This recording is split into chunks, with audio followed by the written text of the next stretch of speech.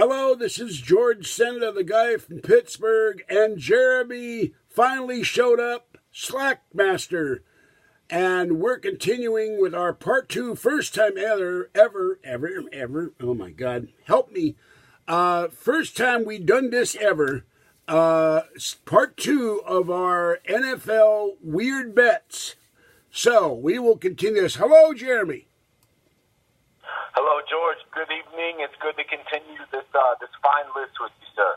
All right, here we have number 18. Will Donald Trump attend the game? Yes, plus 400. No, minus 600. I think no.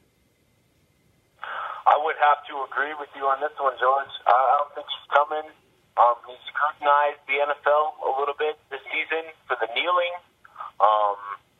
And to be honest with you, I just don't see the guy coming. So I'm going to go with no. I think he's criticized the NFL a lot.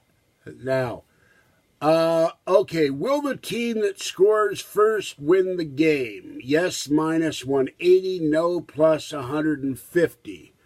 I think no.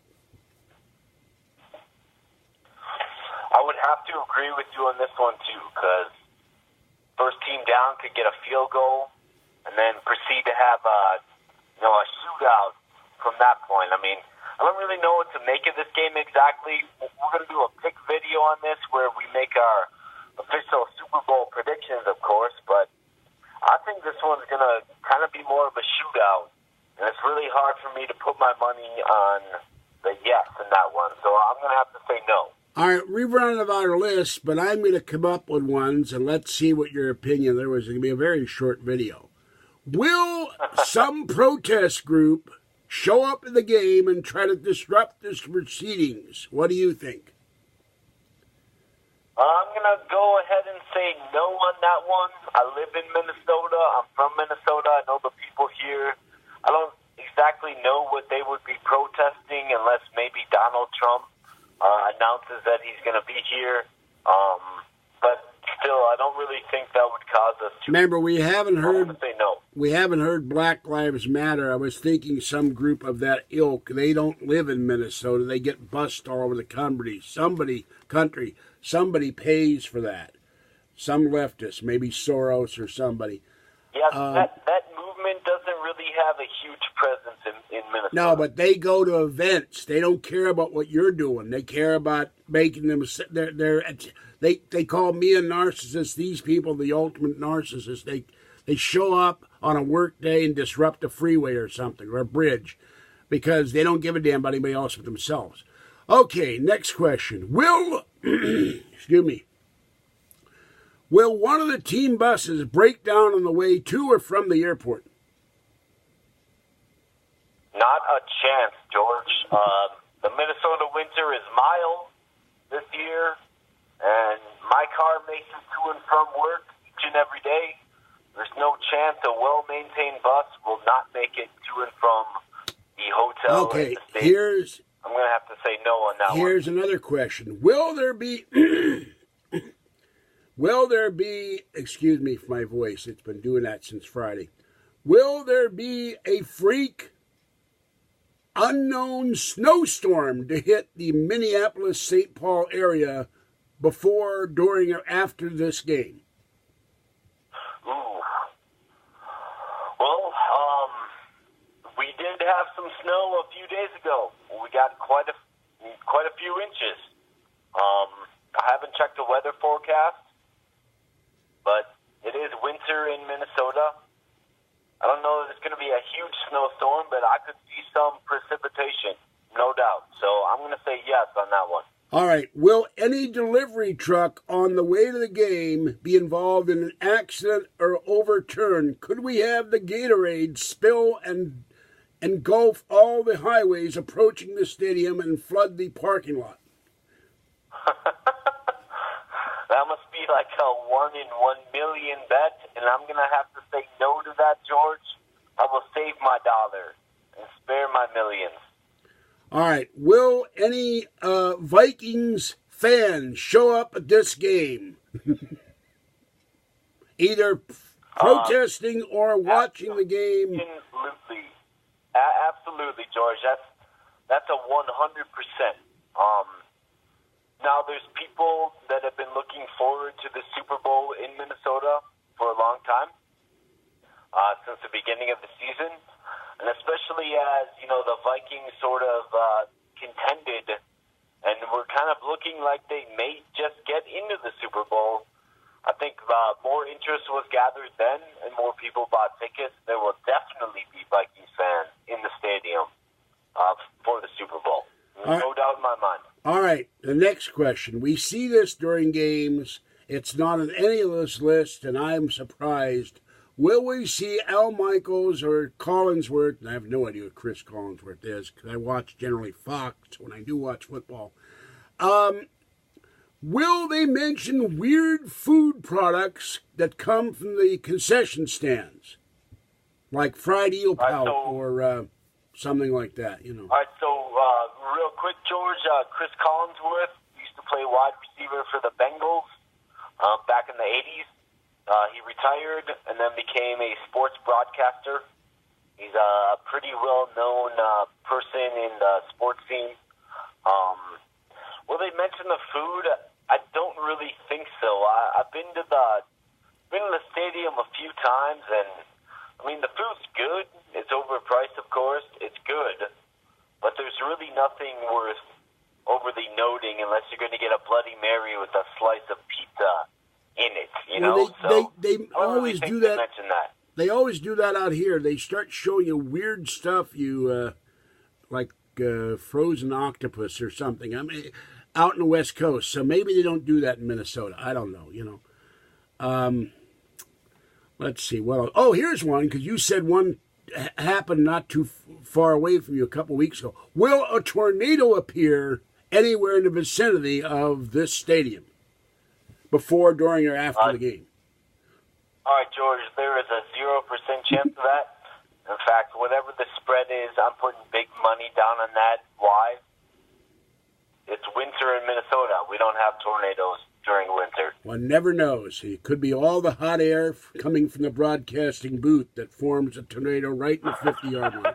Some kind of cyclone or something? Yeah, no, yeah. I throw my life savings at that one, George. All right. Will it rain during this game?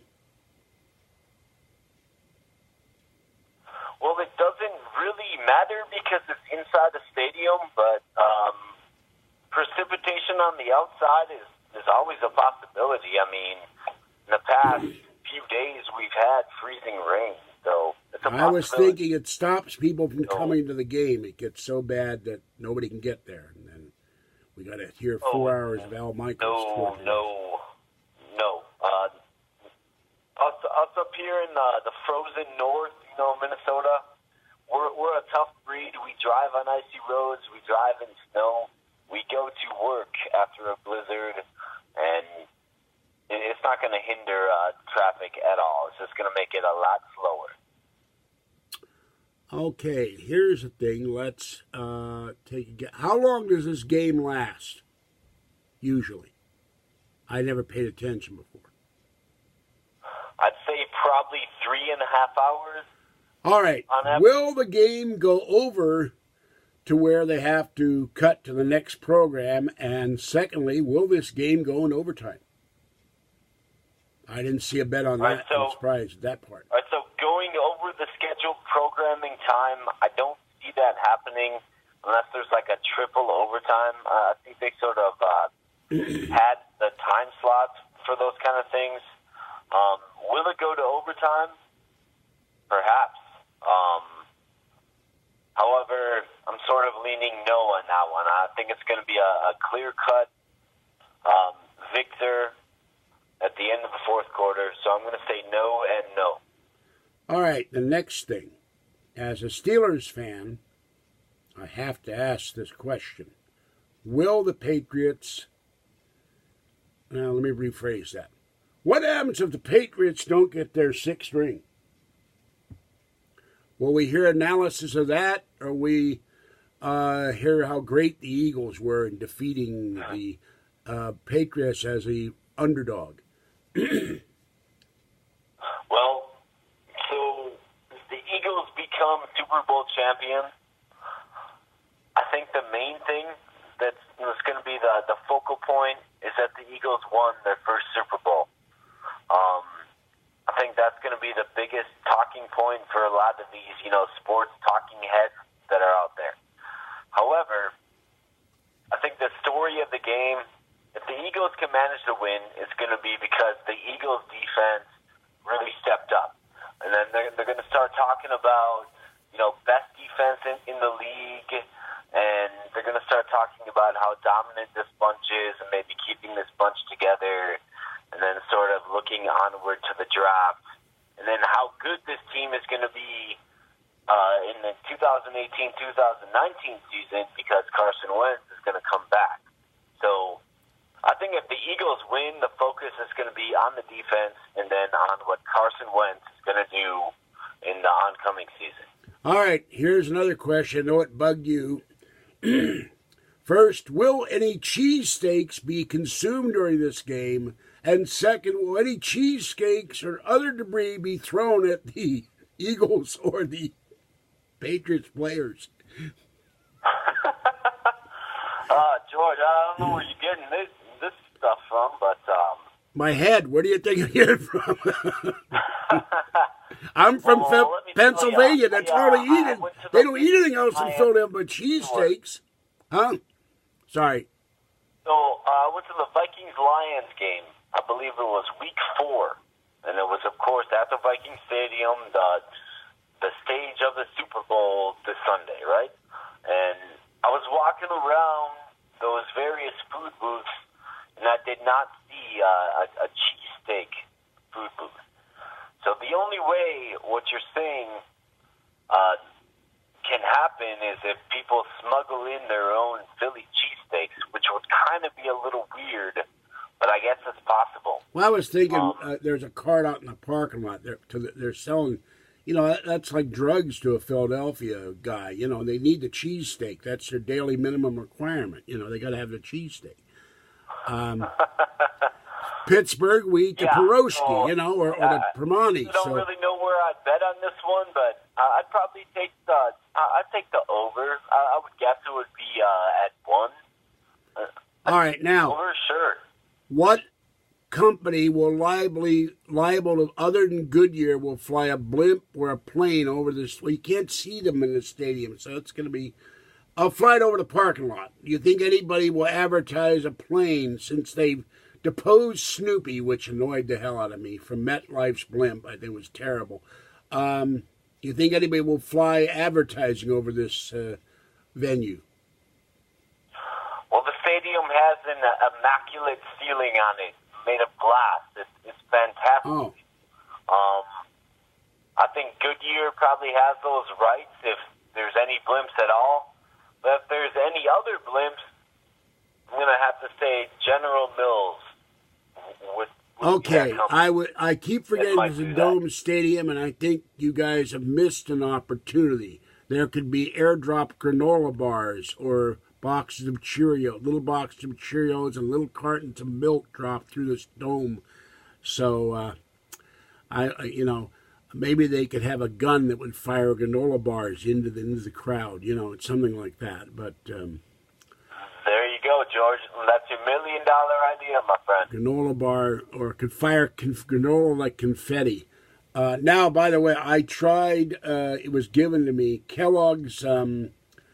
Some kind of bar with blueberry in it. There's no comparison between that and the General, whoever the hell he is. I can't. Too many generals. Your granola bar is far superior to Kellogg's. Nature Valley, yes, sir. Yeah. Okay, let's see what else. We're running out of time. I guess that's it. You have a great night, Jeremy. Take the kid, put him to bed, hug the girlfriend, hug the dog. Or put the dog to bed and hug the kid. I don't know. And this is George Senda, the guy from Pittsburgh. Have a great night, a great morning, and stay warm and safe out there. Bye-bye for now.